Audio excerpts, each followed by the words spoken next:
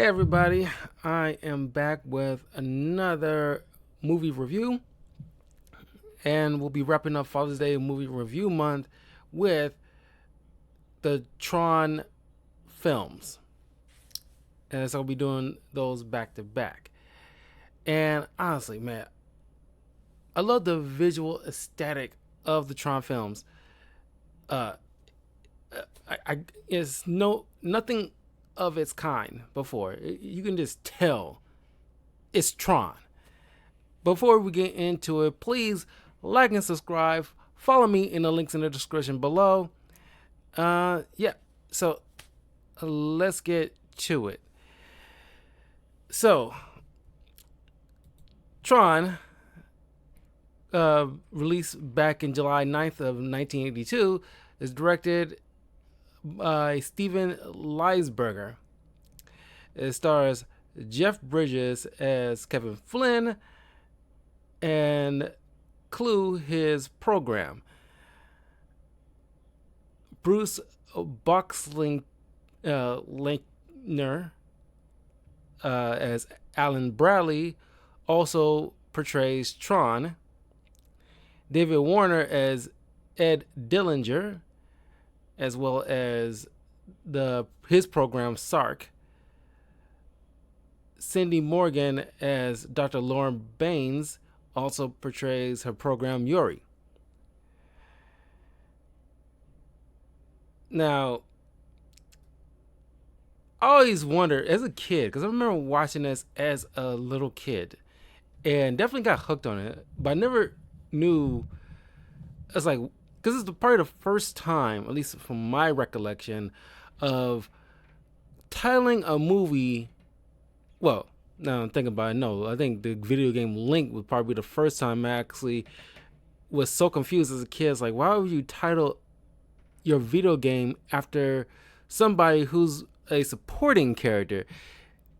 So, Legend of Zelda, I should say. Legend of Zelda and Tron is probably the first two things in my young mind that I was so confused. It's like, why are you calling it, the game after a supporting character? That kind of blew my mind as a kid. But it definitely was a hook. And Tron is an awesome character. He could be a protagonist all on his own, but he's a protagonist who, well, he's like a co-protagonist, but it's kind of like, the movie's about Batman, but Robin is like this ace character that can easily hold his own in his own film. That's how I view it. It's like an awesome character in his own right.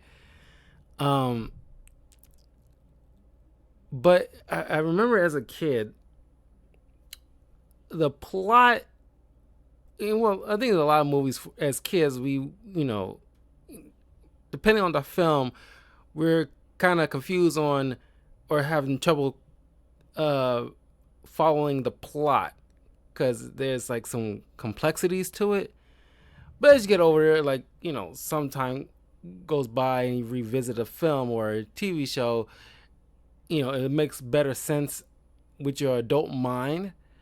But on rare occasions, it's still like I won't say overly complicated, but the narrative, on rare occasions still isn't linear, despite you having a more sophisticated brain to comprehend certain things. But this one eventually over time I actually learned how to follow it a little bit. So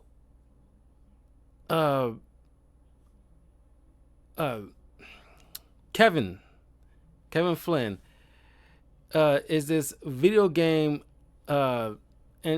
creator who worked at this company called I keep calling it Enron, but I think it's kind of like a play on Enron, Encom.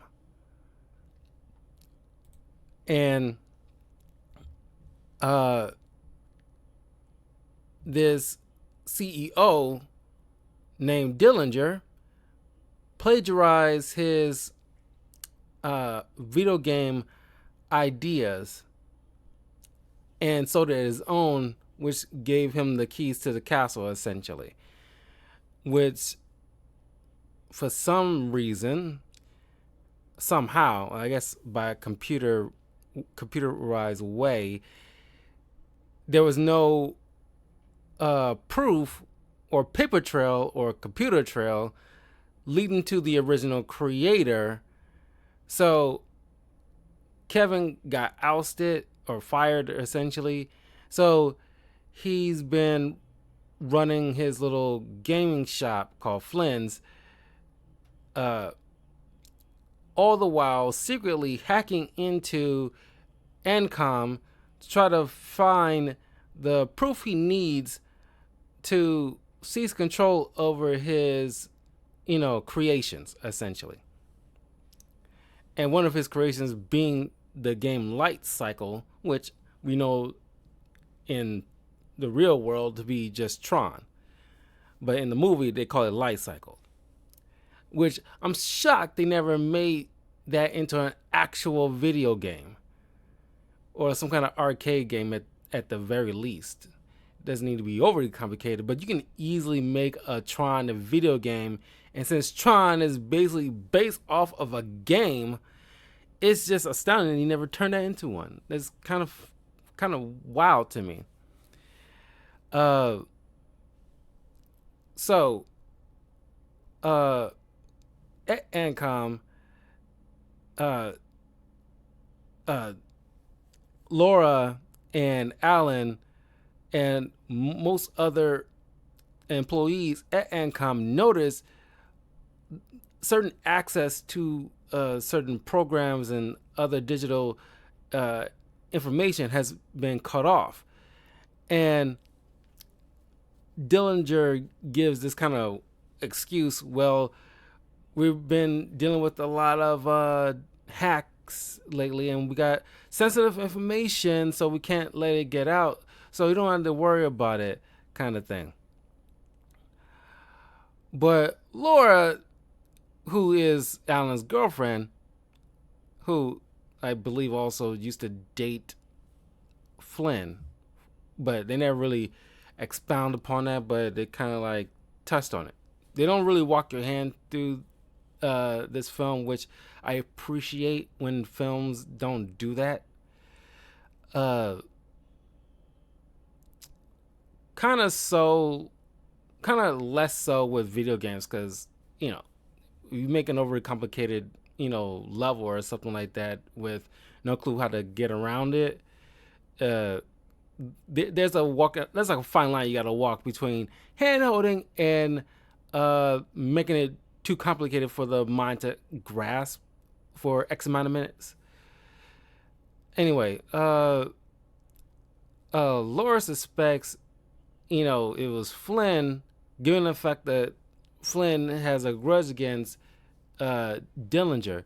So they go to meet up with Flynn, and all the while, Dillinger speaking through his, I guess, like, it's kind of wild. He actually has a touch table here, which is something that in today's day and age would be considered like a big iPad for a table. Turns out this big program that's running certain things for the company is called Master Control, and it started to become a little bit more sentient and starting to appropriate little by little other government information, not just in the U.S. but other countries as well. And now Dillinger is kind of like freaking out, and it's like, no, you gain too much power. You gotta stop. And of course, Master Control threatens to publicize Dillinger's plagiarism, so tying his hands to this whole entire thing. So, this program is going to be dangerously close to becoming Skynet, essentially. Way before the Terminator, honestly. Which is ironic. Wait a minute. This came out in 1982. When the first Terminator come out?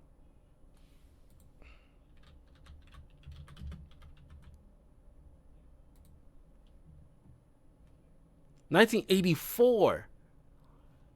So 2 years prior to the first Terminator film, Master Control would have been like the proto Skynet before that was even a name on people's lips. Because when I was like watching this film, I'm thinking to myself, man, Master Control is pretty much just Skynet. But Skynet would be the successor to Master Control. Technically, they aping off of Tron. If you're thinking about it, that's kind of funny. But anyway, so Flynn and the Laura and Alan have a plan. They sneak into Ancom, and since Alan already has his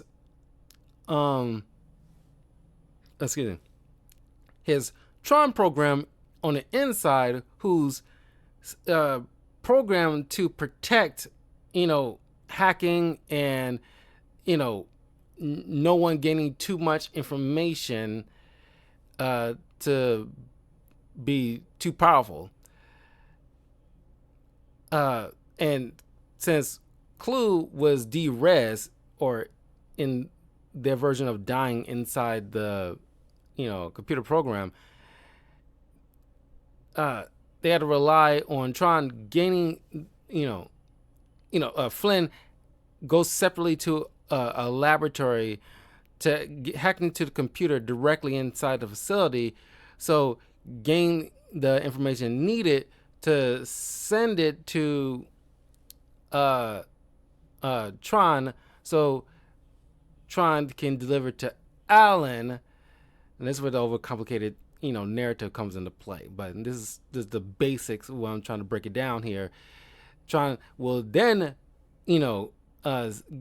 take that information to Alan, so that way, because once he gains his access to Tron thanks to Flynn, he's able to do his thing, so that way they can bring up the information, reclaim access to everything. But anyway, Master Control noticed that Flynn was hacking into his system again, but this time he's more prepared. And for some reason, and this is where the sci-fi mechanism comes into play, there is some kind of laser somehow tailor-made to digitize organic beings to be put into cyberspace.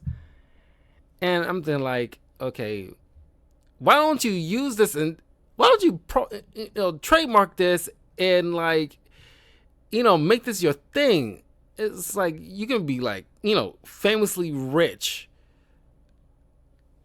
because you got something that maybe it's unheard of, nobody even think to try it or something. It's supposed to have been maybe unethical, or they haven't came up with the idea or even fathom trying it in that way. But it's kind of wild.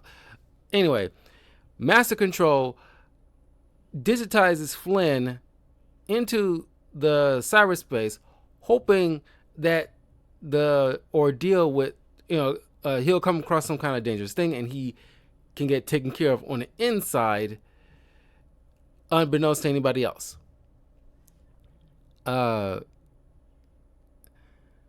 Flynn, who's kind of a fish out of water situation here, and meets up with characters Tron and this other program named RAM.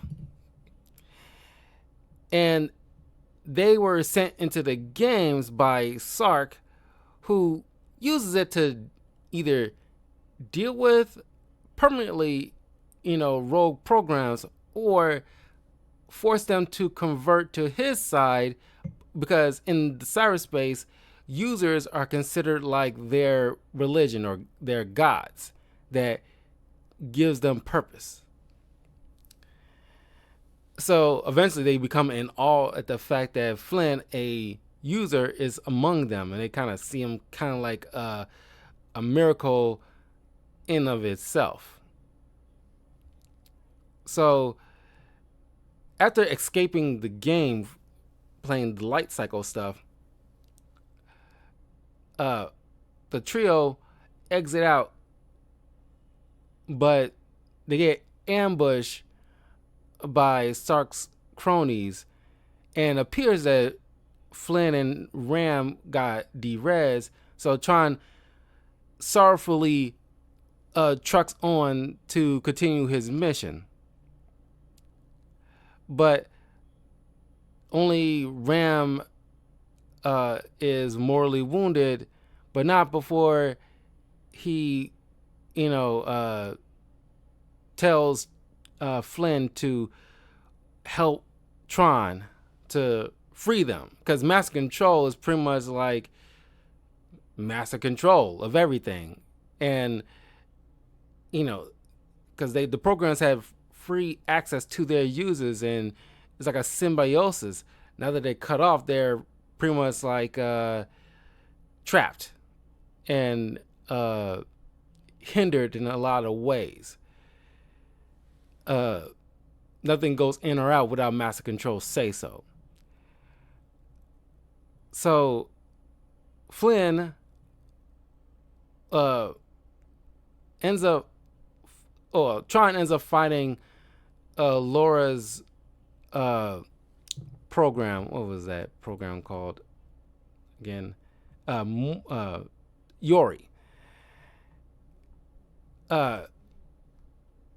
So they go to try to get the information into Tron's disk. They end up coming across Flynn, and they once again get ambushed by Sark and his people, and seemingly Tron appears that he might be dead, but he's not. And because Flynn is a user, he has capabilities the others do not, because he's able to manipulate certain things because of his user capabilities. It's like, playing a video game, and the video game characters can't do certain things, but a player can, because they're not restricted. Players are not restricted the same way.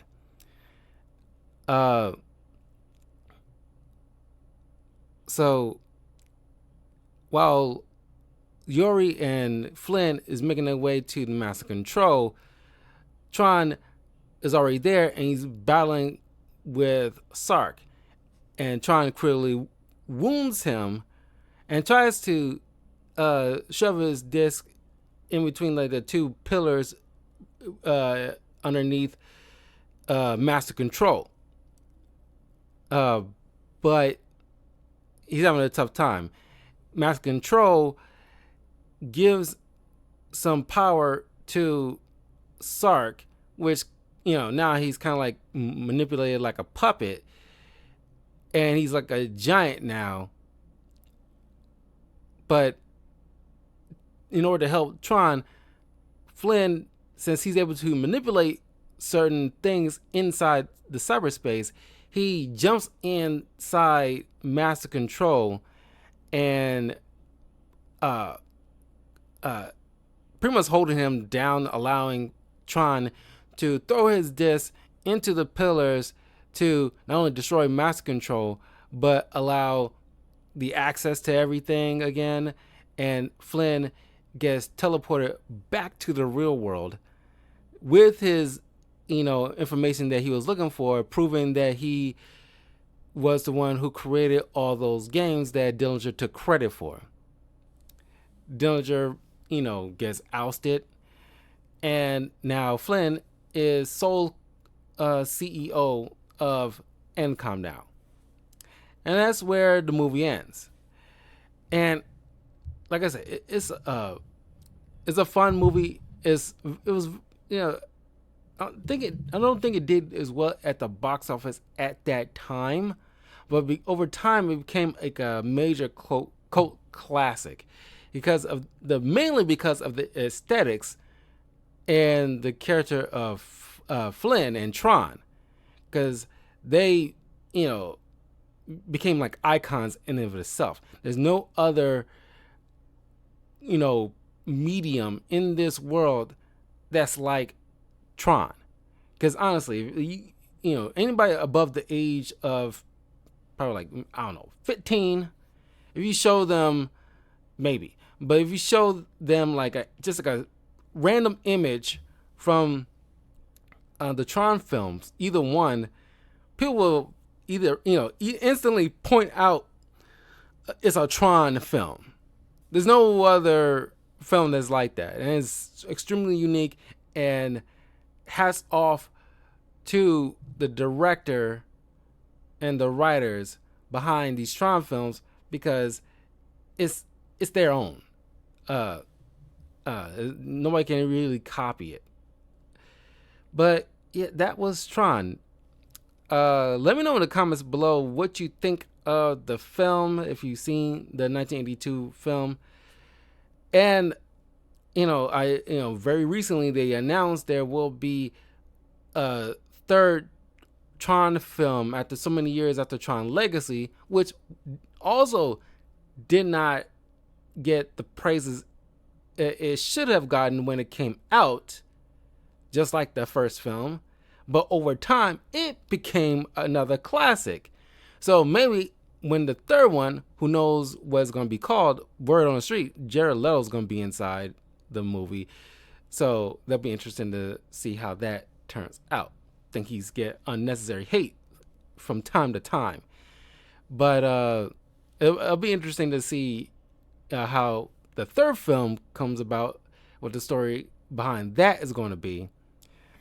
But hopefully, unlike the first two, people will be more willing to flock to the theaters to see this Tron film and it giving its flowers right off the bat rather than much later. But anyway, I will see you guys in a little bit to cover Tron Legacy. So I'll see y'all soon. Take care. Be well.